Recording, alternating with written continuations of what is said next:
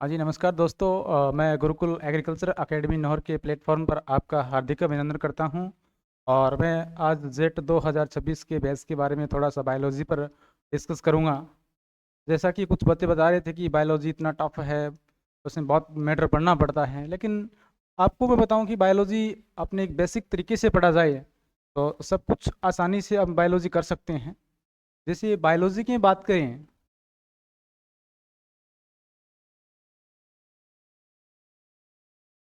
तो बायोलॉजी में दो ब्रांच आएगी, एक तो जूलॉजी आएगी, एक बॉटनी आएगी। तो बॉटनी की बात करें तो बॉटनी में अगर टोटल अपने जेट में 40 क्वेश्चन आते हैं बायोलॉजी में, और प्रत्येक क्वेश्चन 4 नंबर का होता है, यानी 160 अंक की क्या होगी, बायोलॉजी होगी जेट के अंदर। और बॉटनी की बात करें तो बॉटनी में 25 क्वेश्चन आते हैं, और प्रत्येक क्वेश्चन 4 नंबर का होगा, यानी 100 नंबर की क्या हो गई, अपनी बॉटनी हो गई। और 15 क्वेश्चन आते हैं जूलॉजी से।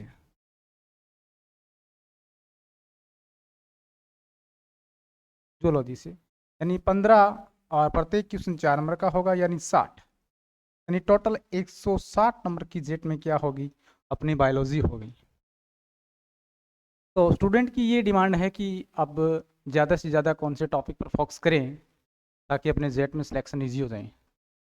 तो वो हम बात कर रहे हैं कि सबसे पहले बॉटनी में कौन कौन से टॉपिक है जिनको स्टूडेंट को सबसे ज़्यादा उन पर रिवीजन करना चाहिए, सबसे ज़्यादा एमसीक्यू लगानी चाहिए। तो कुछ टॉपिक्स की बात कर रहा हूँ बॉटनी में। जैसे जेनेटिक्स हैं, या इसके अलावा बात करें प्लांट फिजियोलॉजी है,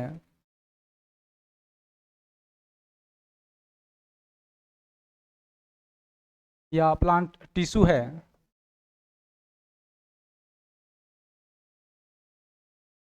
या एक टॉपिक और है सेल बायो।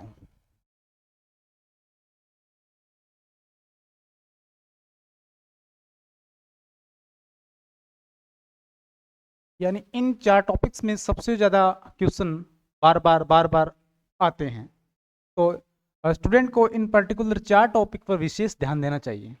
कौन कौन से, जेनेटिक्स हो गया यानी आनुवंशिकी, प्लांट फिजियोलॉजी यानी पादप कार्यकी, और प्लांट टिश्यू यानी पादप उत्तक, और सेल बायोलॉजी कोशिका विज्ञान। और जेनेटिक्स में पर्टिकुलर हम बात करें कि कौन कौन से टॉपिक, कुछ शब्दावलियां हैं उनके बारे में अपनी चर्चा करनी है। मैं बताऊंगा कि इन शब्दावलियों से विशेष प्रकार के क्वेश्चन बनते हैं और आने की संभावना इस प्रकार भी है। तो कुछ जैसे अपने बायोलॉजी की बात करें अपने, जैसे जेनेटिक्स में बात करूं,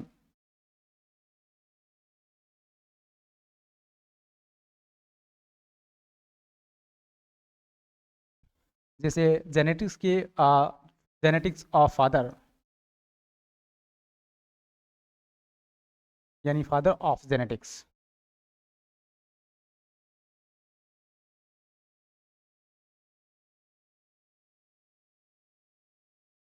या मॉडर्न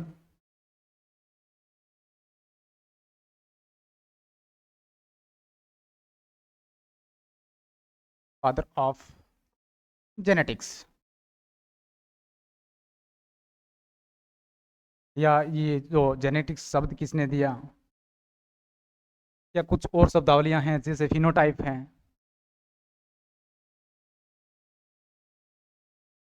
या जीनोटाइप हैं, या जीन हैं। कुछ शब्दावली और है जैसे टेस्ट क्रॉस हो गया, या बैक क्रॉस हैं।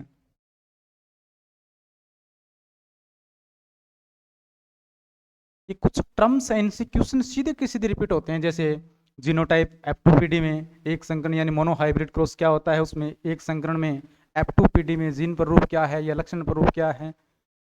और ये टेस्ट क्रॉस क्या है, बैक क्रॉस क्या है, ये बात करें जीन की संकल्पना किसने दी।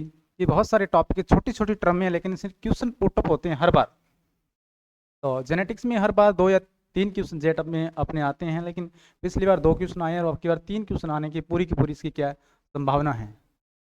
तो अब बात करें अपने जूलॉजी की, कौन कौन से टॉपिक है जिस पे अपने सबसे ज़्यादा फोकस करना चाहिए।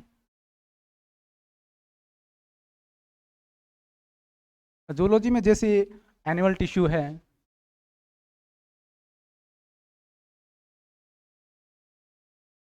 इसके अलावा रिप्रोडक्शन है, यानी प्रजनन है,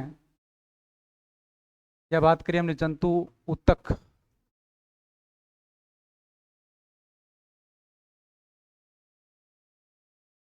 या फाइलम यानी संघ की बात करें, और संघ में कुछ विशेष प्रकार के मेंबर है, मेंबर्स जैसे केंचुआ है, इन पर सबसे ज़्यादा फोकस करें क्योंकि सबसे ज़्यादा क्वेश्चन यहीं से बनते हैं। बायोलॉजी को इतना बड़ा मटेरियल नहीं है कि अपने समझ में नहीं आया कि बहुत बड़ा है, इतना कुछ पढ़ना पड़ता है, लेकिन कुछ सीमित टॉपिक है वहाँ से पढ़कर अपने सिलेक्टेड मैटर लेकर जेट में सिलेक्शन आसानी से करवा सकते हैं।